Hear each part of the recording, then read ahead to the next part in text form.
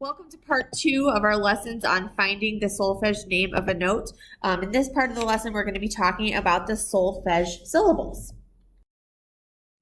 There are 7 different solfege syllables: do, re, mi, fa, so, la, and ti. The syllables are always in this order and the pattern repeats forever.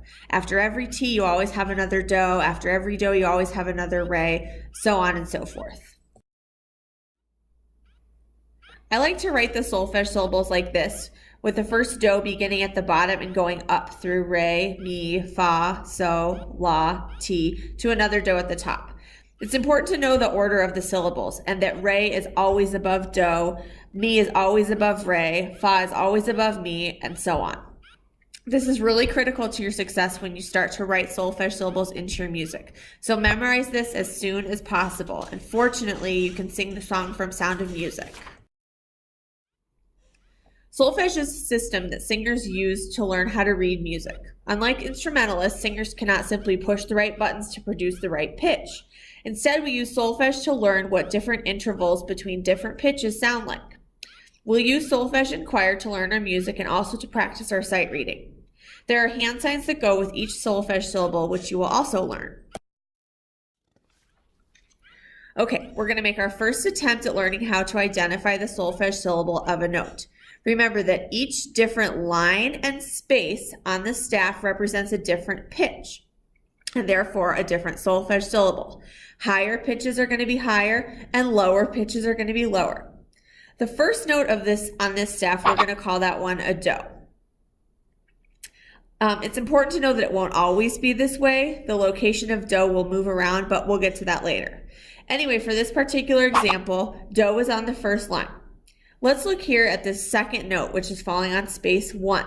If we recall our solfege syllables, we know that re is always the note directly above do. So this second note would be a re. The third note right here, since this one's a re, this is going to be a mi. This is a fa. So, la, ti, do. There's another re, and so on.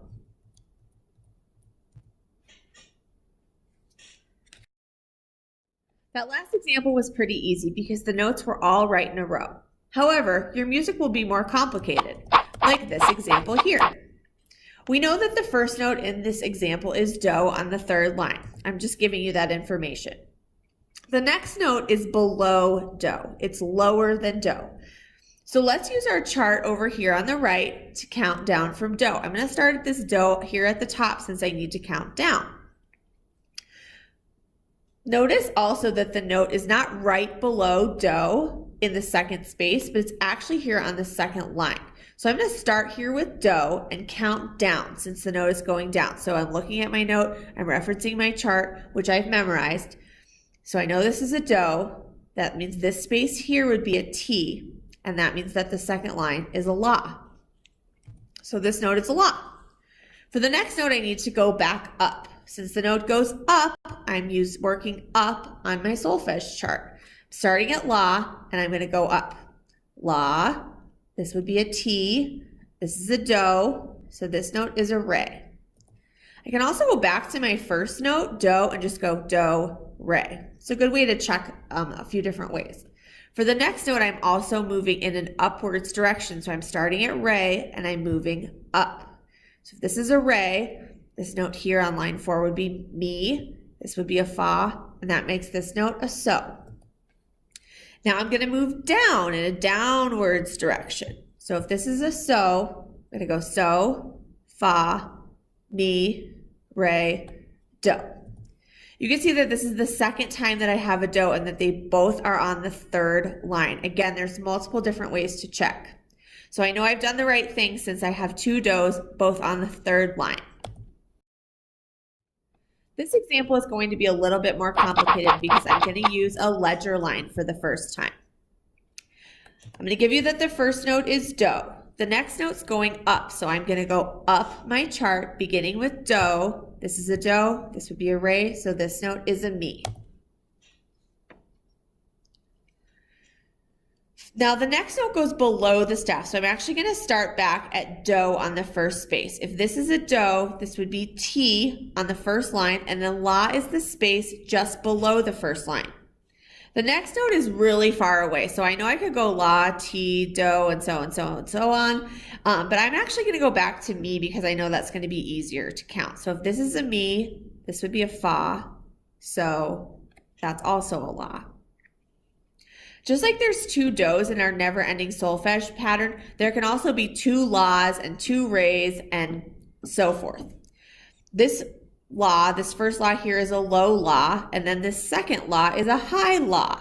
If you want to get really picky, you can also use a comma or an apostrophe to indicate if it's a high low or a high note or a low note, but you don't have to do that. So for this last note, I'm going to actually go back to this la. The note I'm looking for is on a ledger line. It's one below la. So you can see that la would be here, and then this note is a so.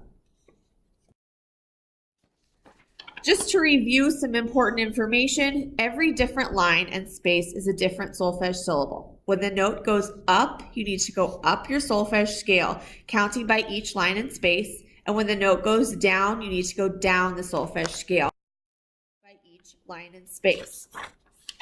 In our next part of our lesson, we're going to figure out how do you know where do is. In this part, I was telling you where it is, but now you're going to use the key signature to figure that out for yourself.